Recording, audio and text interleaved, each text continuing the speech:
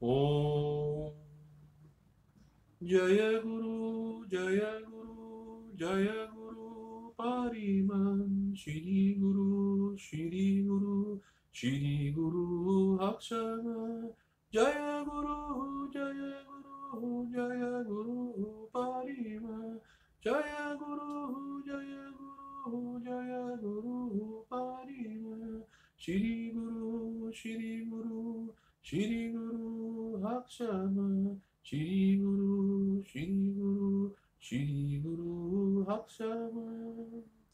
Om Namo Bhagavate Ramakrishnaya.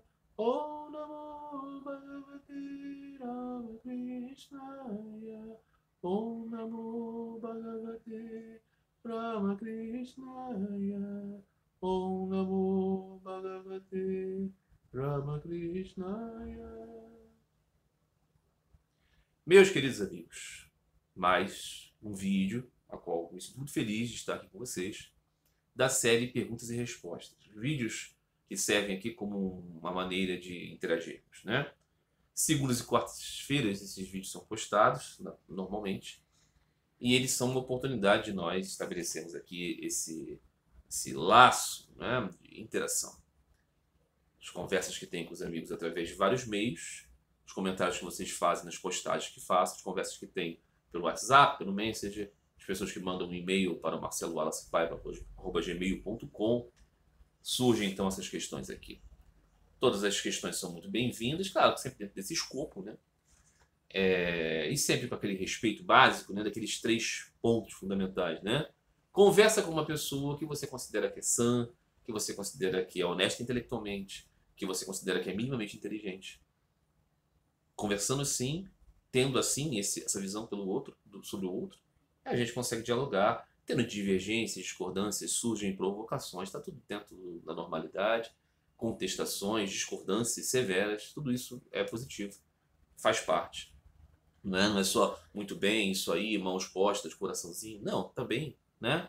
Trazer pontos adendos de discordância e divergência, tudo isso é muito válido, enriquece muito. O que não pode haver é, você é maluco, você é safado, você é burro. Tá bom, então, por que você está conversando? Não é verdade? Muito bem, meus amigos, vamos às questões. Um amigo escreveu: nesses últimos tempos eu tenho me identificado mais com perspectivas como a sua e menos com o meio no qual eu estou inserido. Eu gostaria de saber, com base na sua trajetória, qual a melhor dica para alguém se desvincular de um meio de maneira menos dolorosa ou caótica. Enfim, como você faria hoje em dia se estivesse na igreja ortodoxa e quisesse sair desse meio para ir para o seu novo caminho espiritual? Foi difícil para você se apartar de pessoas a quem você era chegado ou também de decepcionar algumas pessoas? Muito bem, ótima questão. Comentário aqui do amigo deixa algumas coisas vagas. Eu não sei exatamente se ele é um clérigo de uma igreja, ou se ele é apenas um praticante ativo. Ele fala de decepcionar pessoas, de como sair. É claro que é mais complicado quando você tem uma função clerical. No meu caso, por exemplo, eu era um ministro religioso, eu era um catequista, eu era um missionário, né? Fundador de uma missão, né? Relações públicas da igreja, extraoficialmente falando, né? Chefe de uma família dentro da igreja, casado com filhos batizados, vivíamos dentro de um templo. A nossa casa foi transformada numa igreja. Então veja, realmente muito complicado numa situação como essa. Numa outra situação que você é um leigo, mesmo que seja muito piedoso, muito devoto, tudo mais, é mais simples. Ainda assim vão existir as questões familiares, né? E das relações. Então, assim, eu não sei exatamente qual é a posição dele, então isso dificulta um pouco o comentário. Ele pergunta o que eu poderia fazer hoje com a trajetória que eu tenho, se eu poderia fazer alguma coisa diferente para ser... Porque assim, a minha ruptura foi muito traumática, foi muito dolorosa, foi muito difícil, porque foi nascida de uma briga, né? Foi nascida de uma divergência séria, assim, foi uma coisa, não foi uma coisa leve, não foi assim que eu comecei a mudar minhas ideias e falei, eu acho que não é mais aqui. Não, não foi assim. Foi uma ruptura ao contrário, de eu achar que eu era o defensor do verdadeiro sentido daquela religião e estava acontecendo ali uma limitação da verdadeira expressão. Esse era o tipo de percepção que eu tinha. Com o passar do tempo, dos anos, o que eu percebi? Eu percebi que eu era, na verdade, um indivíduo que tinha uma mentalidade diferente do comum ali. Então, sem botar aqui juízo de valor, certo ou errado, o caso é que eu estava forçando um pouco a barra ali. Tendência natural era aquilo ali que as pessoas queriam mesmo. Eu que estava tentando uma coisa que, quando é só você, se torna um pouco antinatural mesmo, né? Então hoje, olhando com o distanciamento do tempo, né, já liberado das emoções, né, eu posso pensar assim: o que eu poderia ter feito diferente? É muito difícil fazer isso porque eu era uma outra pessoa, tinha uma outra cabeça, tinha uma outra mentalidade. Mas se eu fosse, eu já fiz esse recapitular e sempre pensei assim: não dá para pensar isso porque eu tinha outra mentalidade. Mas se eu pudesse voltar no tempo com a mentalidade que eu tenho hoje e dar um conselho para esse Marcelo de tempos anteriores, teriam vários momentos em que eu teria agido diferente. Por exemplo, quando eu fui para a igreja para buscar um lugar conservador, tradicional, que eu pudesse ter uma religião para ir aos domingos com a minha esposa e filhos. Era esse o meu objetivo, não queria nada mais do que isso, não queria pregar, não queria ensinar, não queria catequizar, não queria fazer nenhum ritual, ser ministro de nada, nada disso. Presbítero, padre, sacerdote, nada disso. Botar nenhuma roupa estranha, nada. Queria simplesmente ir aos domingos na minha igreja, colocar uma velhinha de cera de abelha lá, dizer, fazer o sinal da cruz e comungar e ir para casa. Observar as festas religiosas, o calendário, ser piedoso, mas como leigo. Aí, em um dado momento, o presbítero, o padre, se aproximou de mim e falou: gostaria muito que você me ajudasse aqui no altar como acólito. Eu queria? Não, não queria. Porque tirava-me da zona de conforto. Eu estava tão satisfeito de estar ali, dentro daquela igrejinha ali e tal, realizando o objetivo que eu tinha ido, ser apenas um devoto. Mas o sacerdote me pediu, e era uma desobediência, ele não me mandou, mas ele me fez um pedido de ajuda, e eu fui ajudar. Claro que isso me colocou mais dentro, mais responsabilidade, né? Você já coloca uma roupa e tudo mais, então você está muito sério envolvido nisso, aquilo não é brincadeira. Dentro do altar e tudo mais. Passado o tempo eu não gostava aquilo eu tinha que aprender, o padre era rígido, toda aquela graça que eu tinha de estar ali como simples leigo se tornou um peso, um fardo. Passado o tempo eu me acostumei com a função e passei a adorar ser acólito. Aquilo era para mim muito alegre, muito feliz. Eu pensava, poxa, como eu sou mais feliz hoje do que era como leigo. Eu estou mais próximo da mesa do altar, eu estou ajudando o padre, tão bom isso, fazer leituras e tudo mais. Aí comecei já a ser catequista e tudo mais, as coisas foram crescendo. Aí passou um tempo, eu estava tão satisfeito com isso, catequista e acólito, bastava. O padre chegou para mim e falou: preciso que você me ajude a ser diácono, porque, né, o diácono faz mais parte da liturgia. Ele estava passando por uma fase de doença e também precisa, porque assim você vai ter mais autoridade para pregar, para ensinar e tudo mais. Eu queria? Não.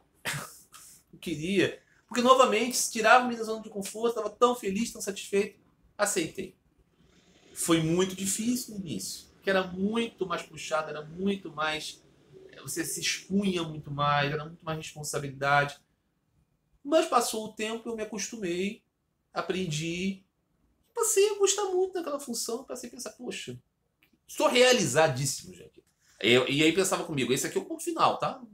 Realmente tá bom para mim. Eu gostava muito do serviço ritual, do diácono, né? E me ajudava, definitivamente, né? Para poder pregar, para poder fazer catequese, para poder trazer as pessoas para a igreja. Se eu pudesse voltar no tempo e falar com o Marcelo lá de 2009, eu diria para ele: Marcelo, educadamente diz para o padre que você não quer ser acólito. Diz para ele que você está muito feliz ali, que você não quer não, que você é tímido, que você não quer. Fica o pé e diz que você não quer. Esse seria o conselho que eu daria. Por quê? Porque a melhor relação que você pode ter com a igreja é essa, de devoto simples. ministro, você entra dentro de um... que a chance de você se decepcionar é muito maior. Então, se preservar. Eu aconselharia isso para mim. Se o eu de 2009 não tivesse aceito isso, quando chegasse ali em 2011, eu falaria para o acólito Marcelo, falaria, acólito Marcelo, ouça o que eu estou dizendo. Não aceita ser diácono, não. É furada. Sou acólito, eu estaria já ali engajado e tudo mais, mas seria mais tranquilo. Mas aí me tornei ministro religioso. Né? Aconteceram as coisas e tudo mais. Chegou um dado momento que eu cheguei ao meu presbítero e falei com ele, poxa, eu gostaria muito de fazer uma missão e tudo mais. O presbítero chegou para mim, o presbítero Vassili, e falou assim, não dá. A igreja aqui é só para os russos mesmo, não tem futuro isso e tudo mais. Eu fiquei muito chateado, muito triste e pedi para aquele presbítero para mudar de jurisdição. Aí ele viu que eu iria mudar de jurisdição, falou, não, então eu vou pedir para o bispo para fazer uma missão, mas só quando eu sair, tá bom? Quando eu voltar para a Rússia. Enquanto eu estiver aqui, você fica comigo nessa paróquia.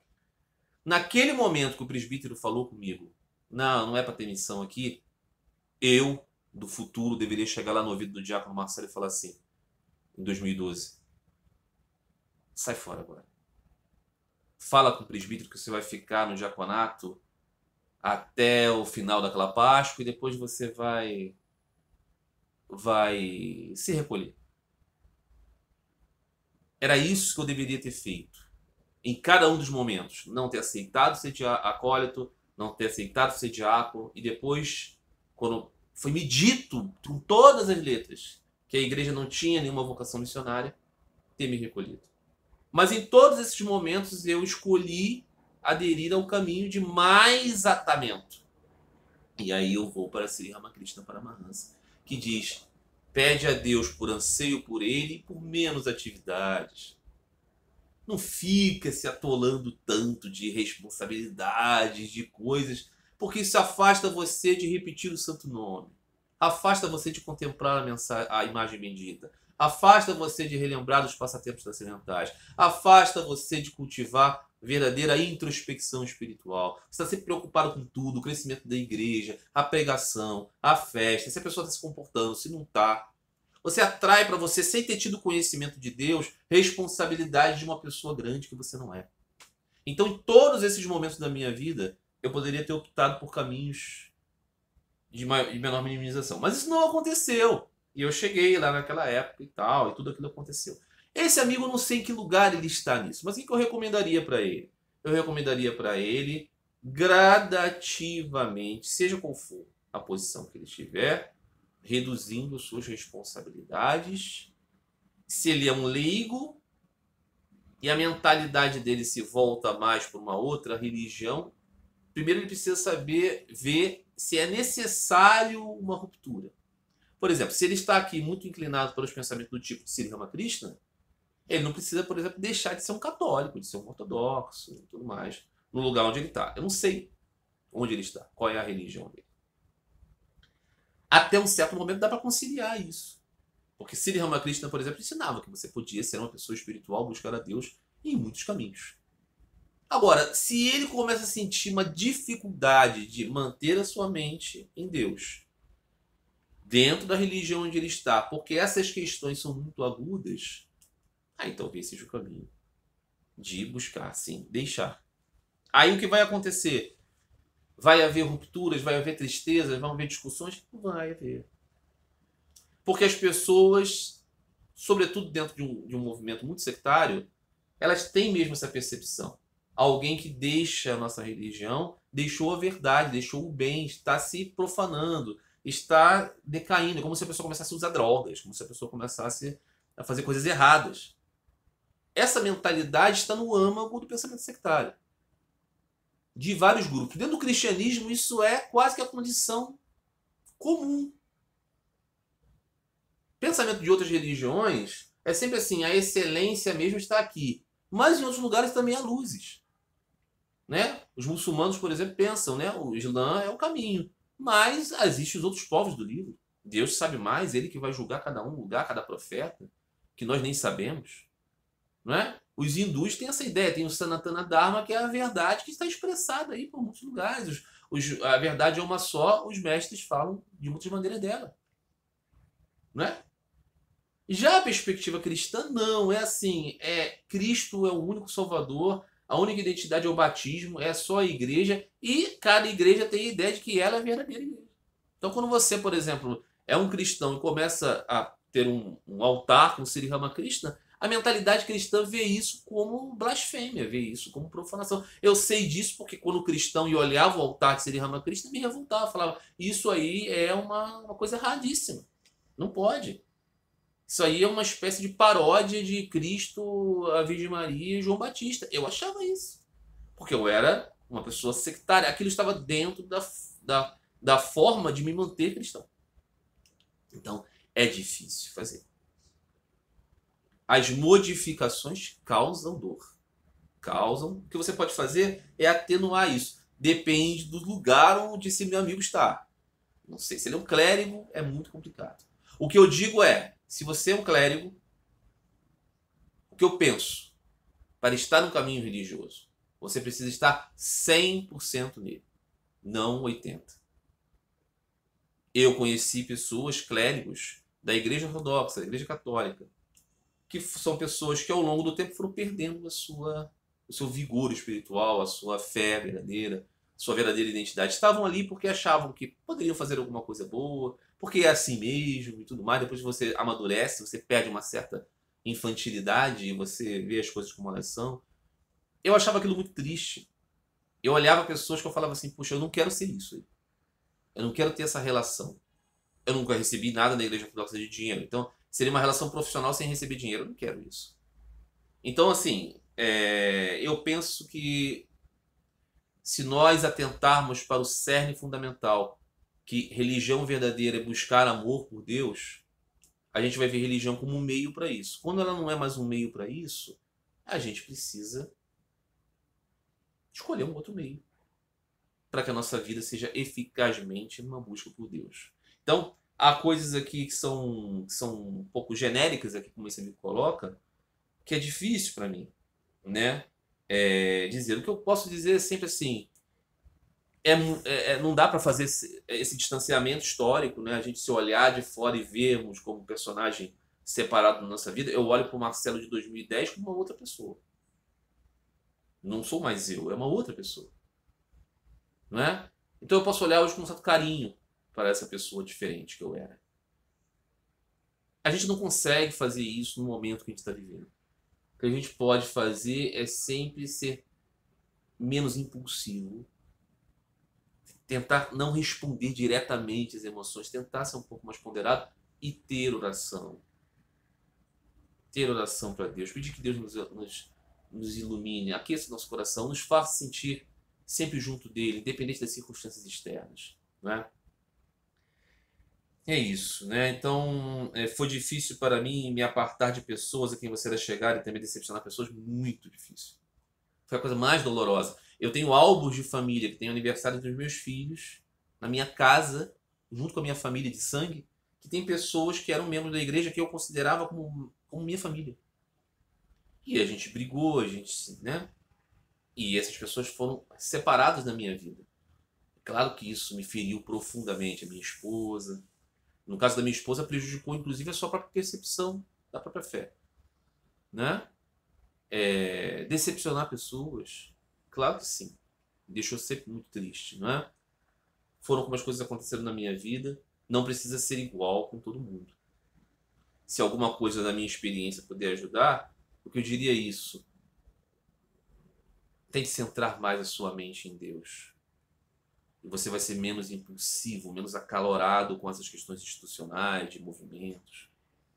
Que Deus ajude, meu amigo. Se trouxer a questão com mais detalhes, talvez o meu comentário possa ser um pouco mais proveitoso. Ok? Muito bem. Há algum tempo atrás, eu fiz vídeos relacionados à questão do Concílio Vaticano II, vídeos sobre a união da Igreja Católica e da Igreja Ortodoxa, essas coisas, né? Que eram muito relacionadas também com o meu próprio estado, minha própria condição. E e o interesse geral das pessoas que acompanham esse trabalho, que são pessoas majoritariamente cristãs. Então o que acontece? Eu fiz esses vídeos e eles são os vídeos mais visualizados desse canal. Tem um vídeo aqui sobre por qual razão a Igreja Católica, a Igreja Católica Romana e a Igreja Ortodoxa são separadas, que é o vídeo que tem assim por volta de 19 mil visualizações, que para um canal como o meu é grande número. Não é nada para canais grandes, mas para o meu é. E de tempos em tempos aparecem pessoas fazendo comentários ali desse vídeo de 5 anos atrás.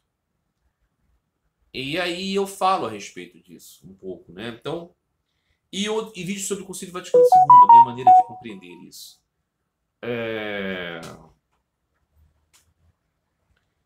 Então o que acontece? Um amigo me escreveu o seguinte, falando a respeito do Concílio Vaticano II. Ele disse: o Concílio Vaticano II substituiu a missa de sempre. E o grande santo homem Dom Marcel Lefebvre, herói da tradição, desafiou todos esses falsos dogmas e por isso foi injustamente excomungado. Meu caro, olhe o tanto de heresias na igreja de hoje e ninguém é excomungado. A beleza da liturgia morreu. Acabou-se a ortodoxia dentro do clero. Ninguém mais quer tornar-se católico justamente por conta do modernismo que corrompe a igreja. Muito bem. O que eu já disse aqui a respeito do Concílio Vaticano II, da missa de sempre, essas coisas todas? Primeiro, a missa de sempre a qual esse amigo está se referindo é a missa tridentina, o antigo ritual romano. A missa tridentina refere-se ao Concílio de Trento, um concílio, uma reunião da Igreja Católica Romana ocorrida no século XVI. Este amigo deve entender que a Igreja Católica remonta ao tempo dos apóstolos. Então ele deve entender que muitas liturgias anteriores existiram antes daquela liturgia concebida no Concílio de Trento. O Concílio de Trento foi uma inovação. Século XVI, ok? O Concílio de Nicéia foi no século IV. Então só aí você já tem, né, uns 12 séculos aí de diferença. Não é isso? É. Então, claro que existem liturgias muito mais antigas. Existem liturgias latinas mais antigas que a liturgia conferida em Trento. O que houve em Trento ali foi uma forma da Igreja Católica mudar a sua liturgia em certos aspectos e o seu direcionamento perante o mundo em transformação. Que mundo em transformação? Reforma protestante, grandes navegações, o secularismo crescente dos estados-nação europeus, não é? Expansão do islamismo a partir da queda de Constantinopla. Um novo mundo estava acontecendo. Fim da Idade Média, ok? Queda de Constantinopla, marco do fim da Idade Média. Então a Igreja Católica olhou para aquilo e fazer uma reorganização aqui para nós nos colocarmos no mundo sempre de modo mais relevante. Sempre de modo a dar as cartas e não ser submetido a elas. Que foi o movimento que fez a Igreja Católica Romana se tornar a mais proeminente das igrejas cristãs, diferente das igrejas orientais, que eram igrejas sempre submetidas aos imperadores, ao Basileu, ao grande líder do Império de Constantinopla e aos grandes reis locais. A Igreja Católica teve outro paradigma. Como ela ficou separada do Império Oriental, Império Romano Oriental, ela ficou submetida a invasões bárbaras e tudo mais, ela teve que desenvolver uma constituição própria, separada do Estado. Então a igreja tem essa mentalidade, a Igreja Católica Romana tem essa mentalidade. Olhar o mundo e falar assim, deixa eu fazer aqui certas mudanças. Demora, né? Vamos pensar assim, né? Do século XI, quando a Igreja Católica Romana de fato se torna separada das igrejas orientais, se torna mais independente delas, quando há uma notória percepção, né, de que existe lá no Oriente uma outra religião e aqui no Ocidente uma outra religião. Isso se deu ali a partir do século XI, século XII. Então, lá no século XVI, passaram-se alguns séculos, houve então essa ideia da Igreja Católica de se reposicionar aqui. Enquanto lá no Oriente as igrejas ortodoxas não estavam tendo mudança nenhuma. Antes disso, teria sim havido uma grande uniformização bizantina da liturgia? Sim. Mas lá no Oriente você tinha, né, a igreja assíria, a igreja persa, separada desde o segundo concílio das outras igrejas. Você teve as igrejas não calcedonianas, separadas desde o quarto concílio, né? A igreja siríaca, malankara, né? Siríaca, a igreja copta, depois a igreja armênia, essas igrejas como uma outra coisa, e as igrejas bizantinas, gregas. Muito bem. Estavam lá. A Igreja Católica aqui pensando no seu papel no mundo em mudança. E no Ocidente, que viria a ser o grande propositor do guia do mundo. Econômico, material, aí as descobertas das navegações, a expansão do mundo sob influência do Ocidente, e a Igreja Católica queria ter influência nesse mundo novo. Então ela fez mudanças no Concílio de Trento. Então o tradicionalista deve olhar para o Concílio de Trento e falar assim, poxa vida, como assim? Século XVI apagou-se tudo desde os apóstolos. Não se pensa assim. Se pensa que ali a autoridade do Papa foi para estabelecer o melhor para a Igreja. Aí o que aconteceu? No século XIX tivemos o Concílio Vaticano I, que estabeleceu, por exemplo, a ideia de que o Papa, quando fala de cátedra, quando fala sobre a fé, ele é infalível.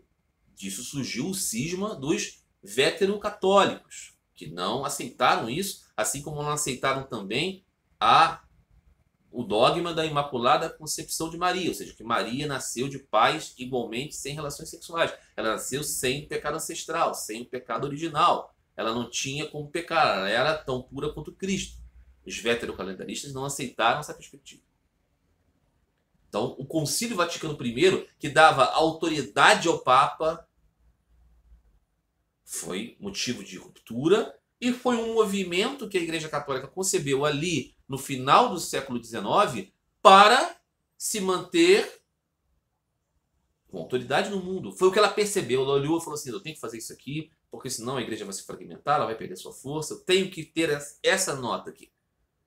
Chegou no Concílio Vaticano II, anos 50, anos 60 do século XX, meados do século XX, ou seja, meados do século XIX, meados do século XX, a igreja já percebia as coisas de uma outra maneira e com o mesmo desejo de se manter proeminente, falou, eu tenho que fazer certas mudanças no meu discurso, na minha teologia, na minha apresentação ritual. E por que ela mudou a liturgia? Por que ela estabeleceu a liturgia no vernáculo? Esse é o ponto. Estabeleceu um novo ritual. Porque ela percebia que a liturgia era acompanhada por pessoas católicas, sem dúvida nenhuma. Mas era cada vez menor o número de católicos que verdadeiramente estavam integrados ao rito litúrgico. Então ela pensou, eu preciso trazer mais gente para a igreja. Nesse mundo cada vez mais urbano, cada vez mais, com discrepâncias sociais, sobretudo no mundo onde eu tenho mais abrangência, eu preciso estabelecer uma liturgia que comunique melhor. Então o vernáculo é fundamental em certas estruturas da missa. Não porque estava tudo maravilhoso e perfeito, como pensam alguns, é porque estava com problemas. Problemas, inclusive, para o clero, que celebrava mal, muitas vezes. A liturgia gloriosa, belíssima, lindíssima, como se fosse uma coisa assim, artística. Isso é para casos excepcionais, onde você tem uma grande estrutura. O sujeito vê lá as liturgias dos seminários da Fraternidade Sacerdotal São Pio X. Aquilo ali é uma organização voltada só para isso, com muito dinheiro, com muita gente. Não era assim no mundo inteiro, onde você tem a expansão da igreja pelo interior do Brasil. Você não tem essa estrutura, você não tem essa condição. Então o que você tinha muitas vezes eram missas rezadas. O padre só falava com ele mesmo, às vezes de modo mal feito, com os rituais sendo inclusive reduzidos e as pessoas tomando uma ideia de que aquilo não era com elas. Era isso que estava acontecendo. Então alguma reforma deveria acontecer. Aí algum amigo, esse mesmo ou outro, pode olhar e falar assim, mas as igrejas ortodoxas têm a sua liturgia igual, não mudaram nada, então aí não acabaram. As igrejas ortodoxas, primeiro, muitas delas usam vernáculo na liturgia. Nem todas. Igreja russa e igreja grega, que são as mais assim conhecidas, não usam o vernáculo. Usam o grego bíblico, que a igreja grega nem permite que a Bíblia seja traduzida para o grego local, para o grego atual. O que demonstra, o que explica um pouquinho por que os gregos são todos ortodoxos e a grande maioria deles não religiosos. Existe essa conciliação, né? E na Rússia você tem, né, o eslavo antigo e não é o russo. Muito bem. Mas na igreja da Romênia, por exemplo, que é uma igreja com grande acepção popular, onde o povo verdadeiramente está mais integrado à igreja que essas outras que eu citei, é romeno, né? Você tem essa circunstância em outras igrejas. Muito bem. Mas assim, a igreja ortodoxa, na maioria dos países, ela é também uma igreja onde os praticantes, as pessoas que comparecem ao templo, são um número diminuto em comparação com o número nominal de cristãos ortodoxos. E muitas vezes as pessoas que frequentam a igreja, sobretudo aqui no Ocidente, né, as diásporas, às vezes frequentam a igreja porque aquilo é um vínculo cultural, não significa vínculo de fé. Eu conheci uma pessoa, um senhor já falecido há alguns anos, inclusive esse depoimento dele apareceu em um filme gravado sobre a igreja ortodoxa aqui no Brasil, que ele dizia uma coisa muito interessante. Ele veio para cá nos anos 30. Ele vivia na China, uma população russa na China, aí na época da Revolução Chinesa e tal, houve um certo expurgo e eles vieram para o Rio de Janeiro, fundaram o que é hoje a paróquia de Santa Marta de Zenaide. Esse homem, que tinha ali seus, sei lá, 70 anos, ele ia sempre à igreja. Era muito, muito participativo. Mas ele disse certa vez, a ortodoxia, ela é parte da nossa vida como russos. Todos os seus símbolos, todos os seus elementos, o seu cheiro, a sua cara, tudo isso é parte da nossa vida. Eu sempre ouvi aqui. Mas fé, eu nunca tive. Não tenho essa fé infantil em milagres, em Deus, em alma, não tenho isso. Isso aqui é uma parte da minha cultura. Esse entendimento era o que a Igreja Católica Romana olhava e falava assim, tem muita gente que vai à missa porque aquilo é o costume. E tem muita gente que não vai mais porque só o costume dos pais, dos avós. Então, foi uma tentativa de fazer com que, naquele século XX, em um mundo cada vez mais urbano, multicultural, né, cosmopolita, na área dela, onde ela tinha maior abrangência, cada vez mais pobre, cada vez mais ela precisava ter essa proximidade. Então, isso foi um movimento da Igreja Católica para se tornar mais próxima. As outras mudanças também. Eu, outro dia, vi, um amigo mandou para mim uma homilia de um padre da Sociedade Sacerdotal São Pio X, que é a tal sociedade criada por Dom Marcel Lefebvre, que o amigo citou aqui. Foi aquele que rompeu com o Concílio Vaticano II, né? Um monsenhor que se tornou, então, o líder dessa organização defensora da missa tridentina.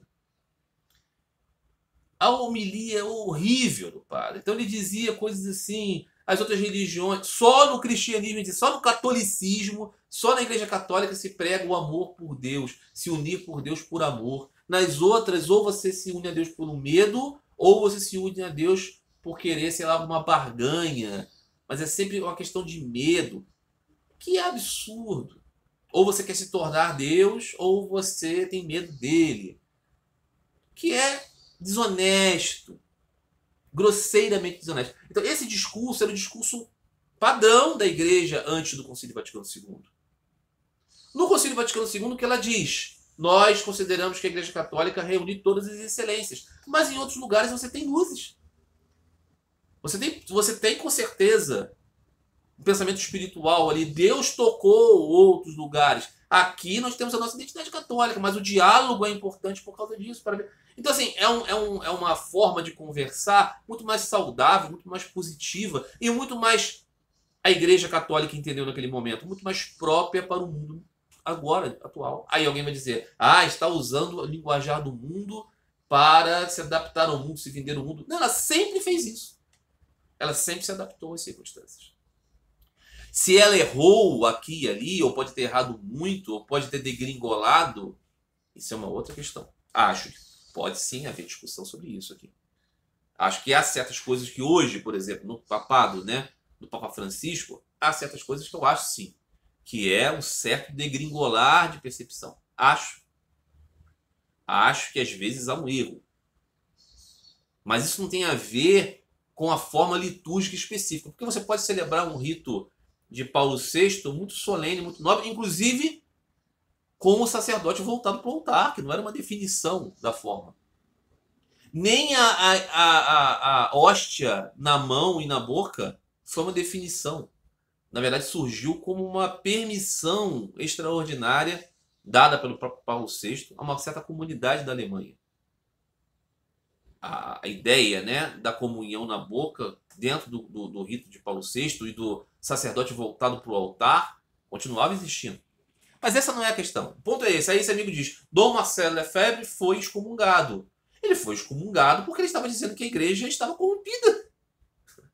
Que a instituição, que a hierarquia não tinha mais autoridade. Estava rompendo com a verdadeira tradição da igreja. Então a igreja falou: então, meu caro, não tem como dizer que você não está fora dessa comunhão. Excomunhão é fora da comunhão. Ele não tinha mais comunhão com aquela concepção. Então, se a igreja hoje deixa de excomungar muitas pessoas que não têm comunhão com ela, deveríamos analisar esses casos. Não é? Então, assim, o que eu digo aqui, eu não sou católico, estou falando aqui, estou tentando analisar o fenômeno. Como um devoto de Sri Ramakrishna, o que eu penso? Para cada católico de coração sincero, o objetivo da sua vida é buscar amar a Jesus Cristo. Faça isso através da Virgem Maria, através dos sacramentos, através da sua devoção, através das suas orações. O que lhe impede de ser uma pessoa santa? O que lhe impede? O que está lhe impedindo? Não é? É isso que cada pessoa deveria pensar. O que me impede de amar a Deus? O que me impede de buscar esse anseio? É isso. Então, assim, essas ideias que o católico tem sobre a igreja e tudo mais são coisas da mentalidade católica. Mas eu acredito, aqui falando como um devoto de Sri Ramakrishna, que a aspiração do homem espiritual deveria ser transcender um pouco isso. Não é? Mas aqui apenas para, né, blindar o amigo aqui com né, uma consideração sobre o seu comentário. Ele falou aqui por último: ninguém mais quer se tornar católico justamente por conta do modernismo que corrompe a Santa Igreja. De fato, a Igreja Católica Romana está se tornando assim de forma tão secular que às vezes uma pessoa pode falar assim: para ser secular e ser da Igreja, não posso ser secular e não ser da Igreja. De fato, eu acho que acontece muitas vezes isso, né? Quando eu vejo sacerdotes falar assim das coisas, né, que a busca por Deus, a busca amorosa pelo Deus pessoal é imaginação, que o importante mesmo é você fazer caridade, aí eu falo: então poderia não ser, ter nada a ver com Deus e se é fazer caridade. Eu tenho certeza que esse sacerdote que falou isso comigo pensa exatamente assim. Então essa igreja verdadeiramente ela mata um pouco da fé. Claro que sim. Então eu acho que aqui a Igreja Católica Romana hoje, como é uma igreja a mais competente instituição religiosa, se ela olhar para o espírito do tempo agora, ela vai fazer uma nova organização. Eu acho que ela vai dar alguns passos para trás no seu progressismo, vai reorganizar algumas coisas de modo mais espiritual, mais piedoso, para novamente se reequilibrar. Ou ela pode errar a mão, e aí nós podemos ter um novo ciclo do mundo, onde a Igreja Católica Romana deixe de ser tão relevante. Pode acontecer, não é? Em algum momento, né, o zoroastrismo foi muito importante no mundo, por séculos e séculos e séculos, né? E hoje em dia ele é uma coisa assim muito pequenininha, né, e quase em extinção. Isso vai acontecer com a Igreja Católica Romana? Não estou dizendo isso. O que eu estou querendo dizer é que isso pode acontecer. Isso estou observando de fora, como um devoto de Sri Ramakrishna. O católico romano não pode acreditar nisso. Ele acredita que a Igreja Católica Romana é a verdadeira Igreja de Cristo e ela será mantida por Cristo até o fim dos tempos, até a sua volta. Então, mais um motivo para o católico romano não se ficar tão angustiado, né? Muito bem, meus amigos. Outra questão. Um amigo escreveu: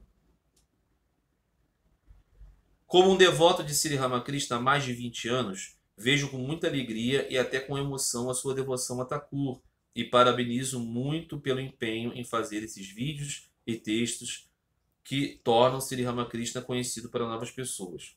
Fico muito feliz também com essas palavras desse amigo, muito lisonjeado com essa consideração, e que Sri Ramakrishna aumente o nosso amor por ele, por Deus, né? Mas com todo carinho faço aqui uma ponderação a respeito do seu tom quando você trata de descrever o trabalho das sociedades Vedantas. as descrevendo como afastadas do ensino de Thakur em razão do estudo e ensino dos conceitos do Advaita Vedanta. Shankara foi um grande santo, e Sri Ramakrishna o considerava como alguém que havia conhecido Deus. Shankara ensinou devoção a Deus com forma, ensinando o culto das 5 deidades, Surya, Vishnu, Shiva, Durga e Ganesha, muito mais próximo de Sri Ramakrishna do que o culto unilateral a Vishnu, dos Vaishnavas, que você parece crer serem mais fiéis ao que ensinava Thakur. A outra questão é que Sri Ramakrishna considerava Swamiji e os demais discípulos da ordem, do seu círculo interno, como almas liberadas, e Thakur deu a eles as vestes ocres de renunciantes. Isso não é prova que a graça do Mestre está na ordem e missão Ramakrishna? A Santa Mãe, Sarada Devi, nunca desdisse Swami Vivekananda. Ao contrário, há um famoso caso. Swami Vivekananda fundou nos Himalaias um ashram da ordem que era totalmente voltado à meditação Advaita.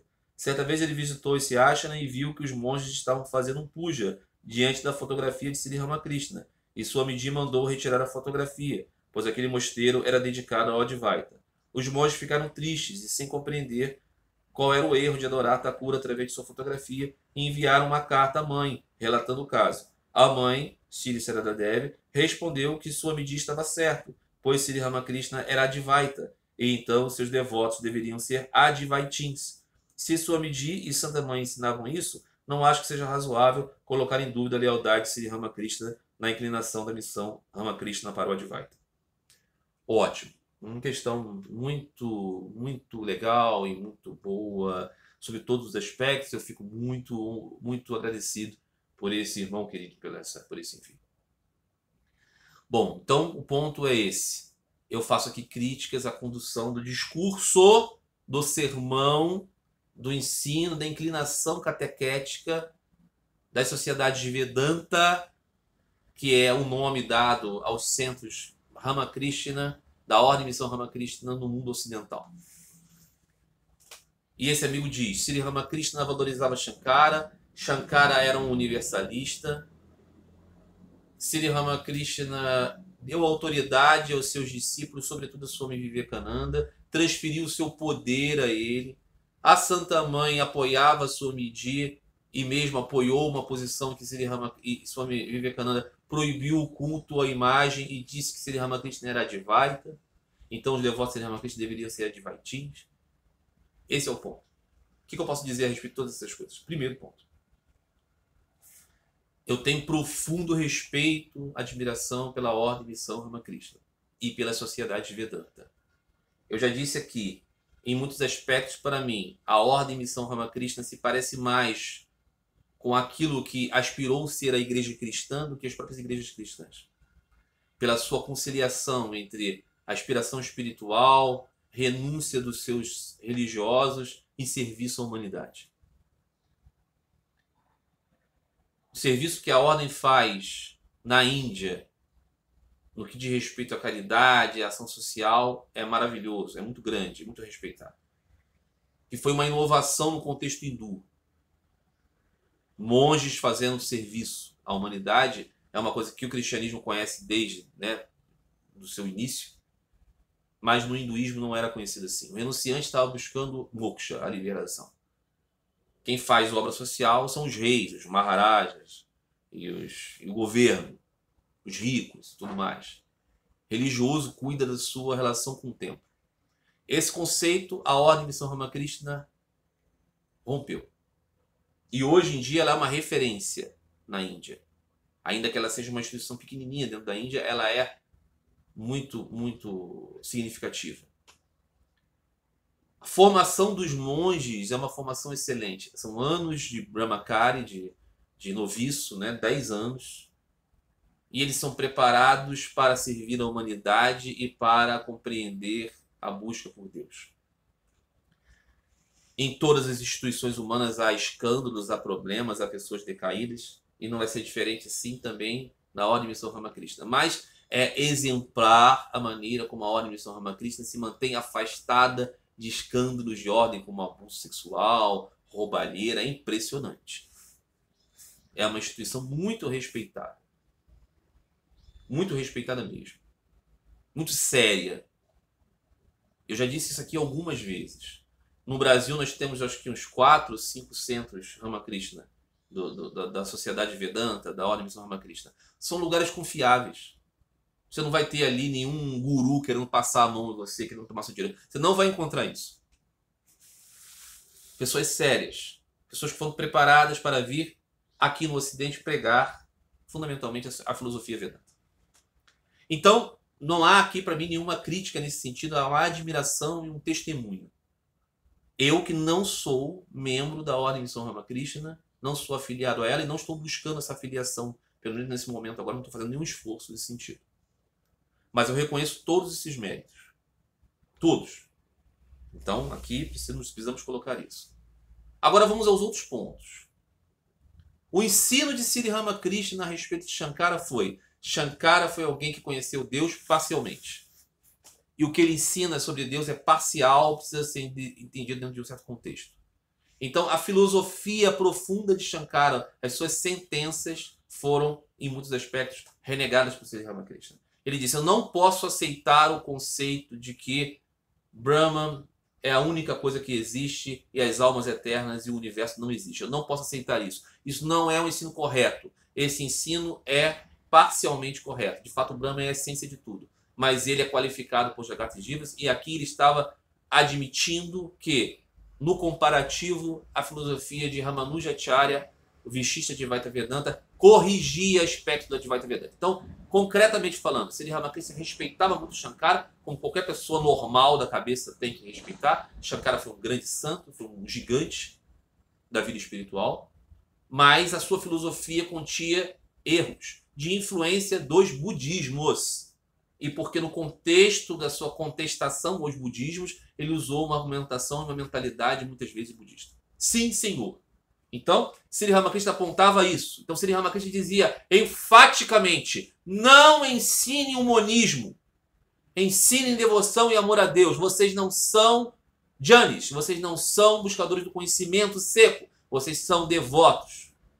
Devoção é o único caminho para este tempo. Esse foi o ensino de Sri Ramakrishna. E nisso ele se confrontou com o jovem Naren, que virou o Swami Vivekananda. Confronto, divergência. De modo que o ensino de Sri Ramakrishna não é, em todas as letras, o mesmo ensino de Swami Vivekananda. Não é. Então a ordem e missão Ramakrishna, se for fiel aos ensinos de Sri Ramakrishna, não vai ensinar a Advaita Vedanta. Ela faz porque ela é fiel, fundamentalmente, ao programa de Swami Vivekananda, que foi o fundador da Ordem Missão Ramakrishna e delineou um paradigma que favorece a interpretação do Advaita Vedanta como uma espécie de prateleira mais alta dos campos filosóficos, coisa que Sri Ramakrishna não fez e fez o contrário. Então essa é a simples verdade.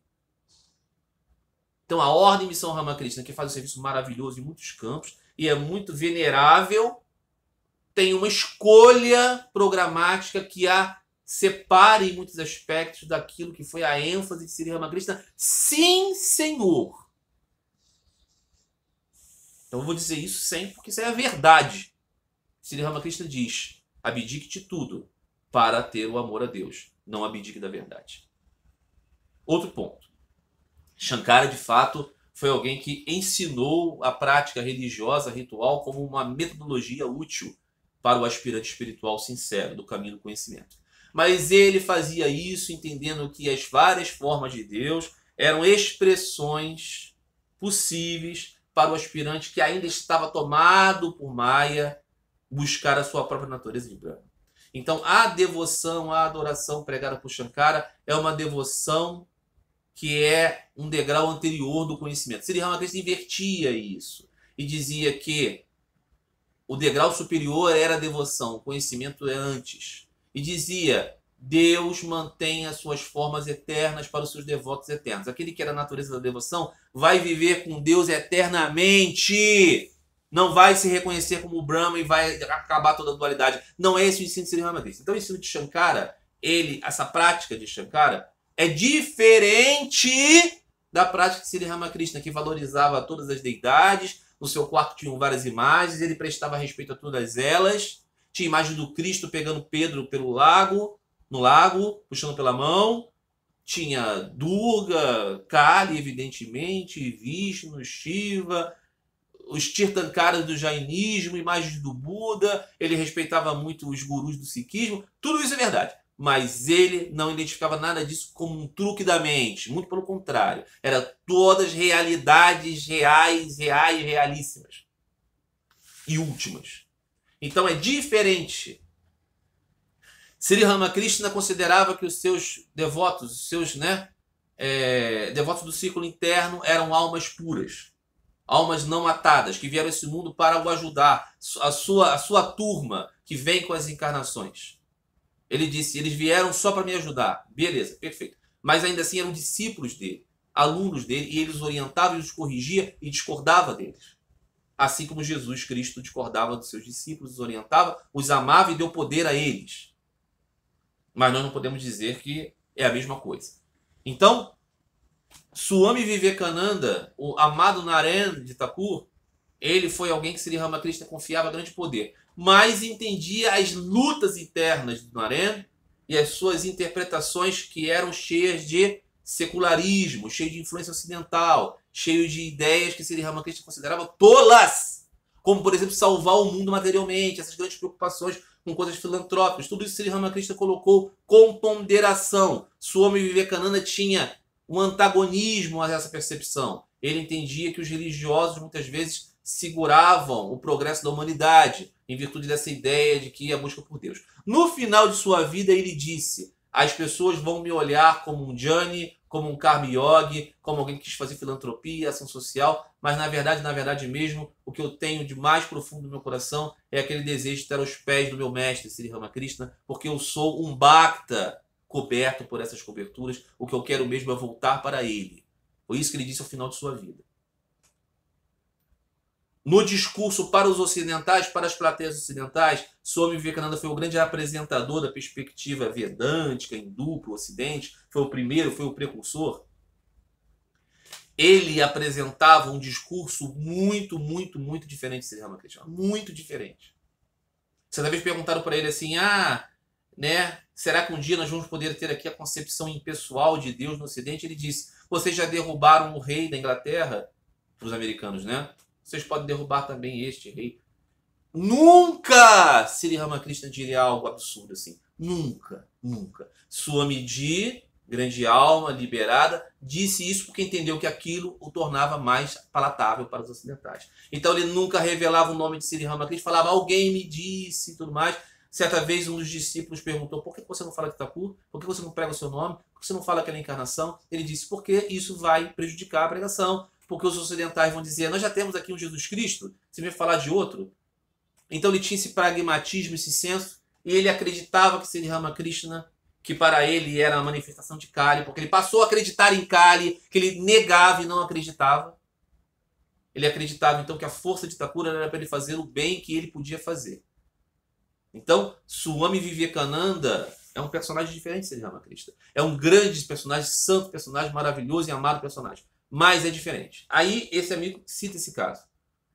Swami Vivekananda fundou o ashrama de Belumet, que nós conhecemos, cheio de rituais, imagens e tudo mais, perfeito. Hinos que ele compôs para a glorificação de Sri Ramakrishna, Kandana Bhava Bandhana, Om Rim Ritam. Sri Ramakrishna é Deus nos hinos de Sri Ramakrishna, de Swami Vivekananda. Mas ele criou lá nos Himalaias um ashrama seco. Sem nenhuma imagem, sem nada. Você veja a imagem, né? Lá em cima, seco. Aqui embaixo, caloroso. Era a ideia dele. Aí lá em cima, certa vez ele foi a esse ashrama, que existe até hoje, e viu lá os monges venerando a imagem de Sri Ramakrishna e falou, tire a foto desse velho. Que é como ele chamava o Thakur. E os monges ficaram revoltados, falando, como assim? Não é possível, nós somos a ordem de São Ramakrishna. Cantamos aquele que destrui as correntes do mundo, como o Swamiji vem e proíbe. Mandaram uma carta para a Santa Mãe dizendo, olha o que aconteceu. E a Santa Mãe disse, vocês sabem que Thakur é não dual. Ele é não dual, ele está além da dualidade. Ele é o supremo Nirguna e Gunamai. Está além de todas as limitações e tem todas as qualidades. Então vocês, nesse sentido, devem poder adorar a Thapur, mesmo que não tenham a sua fotografia. Nesse sentido, vocês são não dualistas, porque vocês adoram aquele que está além da dualidade. Este é o sentido! Sabe por que esse é o sentido? Não é porque eu sou maluco, tô querendo transformar as coisas conforme o meu gosto de devoto emocional, não. É porque a Santa Mãe falou infinitas vezes que Sri Ramakrishna está aqui na sua fotografia. Não é uma fotografia, é a presença do mestre amado aqui. Porque ela disse, onde está a fotografia, está o mestre. Em todas, mãe? Perguntou o discípulo. Ela disse, em todas. Em todas. Ela disse, é como a sombra está sempre junto da pessoa. Então ela disse para um discípulo que falava, eu não consigo, estou preso, amarrado nas dúvidas. Ela disse, não especule tanto, apenas olhe para a fotografia de Thakur. Então, não é possível deixar levar essas coisas. Esse discurso, desse exemplo, Swami Sarvapriyanandaji já falou sobre isso várias vezes, sobre esse exemplo do mosteiro Ashrama Advaita, e a mãe falou isso. Isso é distorcido por uma influência, uma tentativa de forçar a barra pelo Advaita Vedanta. Qual é o meu trabalho aqui como pessoa inexpressiva e significante? Apenas falar o que Sri Ramakrishna ensinou e que as pessoas cheguem às suas próprias conclusões, mas que elas alcancem o amor que Sri Ramakrishna disse ser o caminho, o único para alcançarmos Deus. Anseio por Deus. Então, meus amigos, é isso. Hoje, tratamos aqui de 3 questões apenas. Eu acho que são boas questões. Provocações, questões difíceis, mas todas elas num espírito de grande respeito e de busca por alcançarmos melhores luzes. Que pela graça do Senhor, todo bendito, possamos sempre alcançar melhores luzes, crescer em amor, bem-querença uns pelos outros, por perceber Deus através de todos. Tá bom? Próximo vídeo teremos mais questões, muitas questões. Alegre aqui com a relação de interação com os amigos. Tá bom? Um grande abraço a todos vocês. Fiquem todos em paz. Fiquem todos com Deus.